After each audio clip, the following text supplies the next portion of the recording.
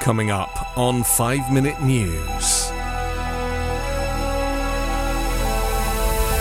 Israel declares war after Hamas attack. In support of Israel, US sends carrier to the eastern Mediterranean. And people dig out dead and injured from Afghanistan earthquake. It's Monday, October 9. I'm Anthony Davis.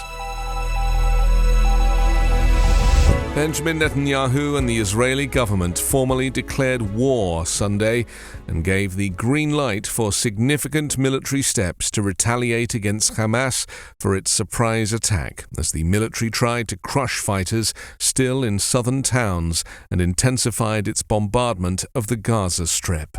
The toll passed over 1,200 people dead and thousands wounded on both sides. More than 24 hours after Hamas launched an unprecedented incursion out of Gaza, Israeli forces were still battling with militants holed up in several locations this morning. At least 700 people have reportedly been killed in Israel, a staggering toll on a scale the country has not experienced in decades, and more than 400 have been killed in Gaza. Israel said it brought in special forces to try to wrest control of 4 sites from Hamas fighters, including 2 kibbutzim that militants entered earlier in their attacks. The declaration of war portended greater fighting ahead, and a major question was whether Israel would launch a ground assault into Gaza, a move that in the past has brought intensified casualties. The high death toll and slow response to the onslaught pointed to a major intelligence failure and undermined the long-held perception that Israel has eyes and ears everywhere in the small, densely populated territory it has controlled for decades. Several US nationals have died since the start of the surprise attack on Israel on Saturday, a National Security Council spokesman said on Sunday, adding that US officials remained in touch with their Israeli counterparts. U.S. Defense Secretary Lloyd Austin said on Sunday that he had ordered the Ford Carrier Strike Group to sail to the eastern Mediterranean to be ready to assist Israel after the attack by Hamas that left more than 1,200 people dead on both sides. The USS Gerald R. Ford, the Navy's newest and most advanced aircraft carrier, and its approximately 5,000 sailors and deck of warplanes will be accompanied by cruisers and destroyers in a show of force that is meant to be ready to respond to anything, from possibly interdicting additional weapons from reaching Hamas and conducting surveillance. The large deployment reflects a U.S. desire to deter any regional expansion of the conflict, but the Israeli government formally declared war on Sunday and gave the green light for significant military steps to retaliate against Hamas.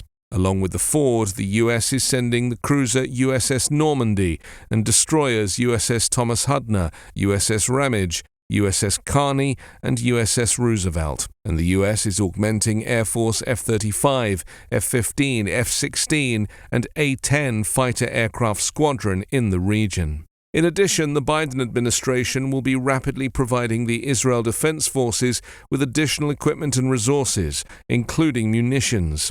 The first security assistance will begin moving today and arriving in the coming days, Austin said.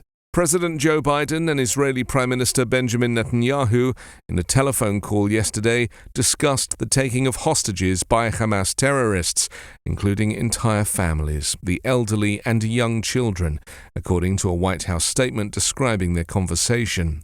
Biden stressed that all countries must stand united in the face of such brutal atrocities. As part of the U.S. effort to deter further escalation, Secretary of State Antony Blinken spoke with his counterparts from Saudi Arabia, Turkey, and the United Arab Emirates. In each call, he encouraged each country's continued engagement and highlighted the United States' unwavering focus on halting the attacks by Hamas and securing the release of all hostages. On Capitol Hill, the House is preparing a bipartisan resolution that says it stands with Israel and condemns Hamas's brutal war. The resolution from the leaders of the House Foreign Affairs Committee is expected to be among the first items considered for voting once the House elects a new Speaker.